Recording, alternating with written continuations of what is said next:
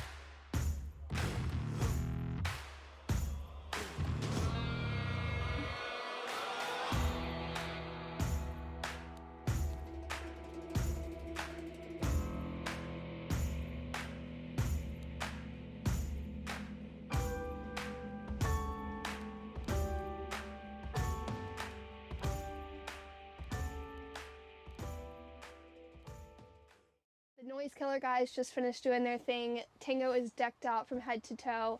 As you can see, we've got insulation on the windows, back here, down on the base, underneath the hood, underneath the floorboards. It's completely covered, so really excited to get on the road and test it out and see how the noise compares.